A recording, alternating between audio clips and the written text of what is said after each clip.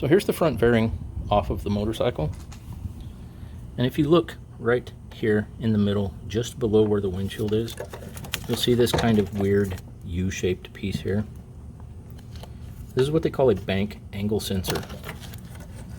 And the bike will not run without this properly connected. So we need to put this fairing back on, or at least hang it on the bike and connect this connector. You can bypass this, but I don't suggest it, because what this is for is if you lay your bike down, this shuts the bike off. And this keeps you from getting your fingers, toes, hair, shoelaces, whatever, caught in the wheels or caught in the chain, and the engine revving really high still, and you're laying on the ground and can do nothing about it. So while you can bypass this and take it off, I suggest you leave it on unless you have a really good reason not to. Get this fairing on the bike and get these things plugged in. So I've got the front fairing on. I don't have it bolted down in any way. It's just kind of hanging off of these mirror mounts. But I do have the one important thing plugged in, and that's this connector that connects the headlights and the bank angle sensor that we showed you that sits down under here. I really believe we're ready to hook the battery up, but before I do that, I'm going to fill this thing with some oil. Now, I did forget one very important piece that plugs in to these, and that's the ECU right here. The bike won't work without this. So we're going to go ahead and get this plugged in. It just plugs in to these two large connectors, and it sits on top of the battery. I'll rearrange all of these things so these fit down in here properly. Here's the fuse box. This is the starter relay, the ECU, and of course we have the battery. And we didn't disconnect any of these, but there is one red power wire here that the bike will not work without also. So I believe we still have the positive hooked up. I'm going to put some oil in the bike, and then I'm going to plug in the negative, and we'll get the gas tank on. So now, back where we originally started with this, taking the gas tank off. However, this time I have put the gas tank back on.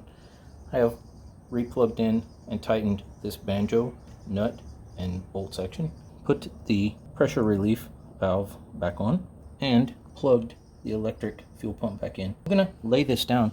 We're gonna see if we get the fuel pump to prime once I turn that key on. So I'm just gonna lay this back in place off camera. After a little finagling, I can turn the key on now, and I can hear the pump prime. I think maybe you were able to hear that, but there was one thing that was a problem.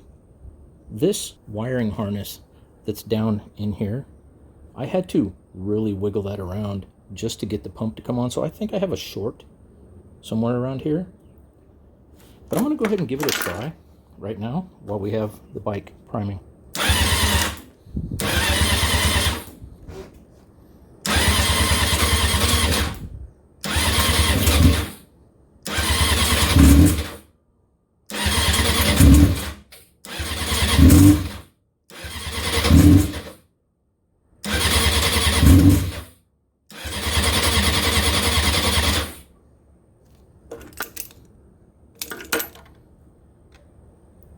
And I've got no prime again.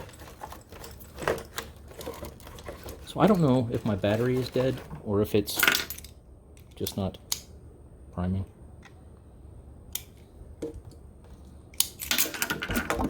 I'll show you. So I've got everything on. And even though I have the headlight on low, it says it's on high.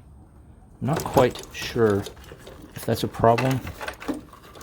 I wiggle these around enough.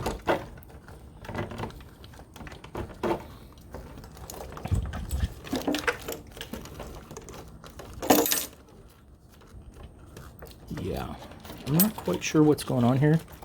I'm gonna have to do some troubleshooting and figure out why I have an intermittent prime.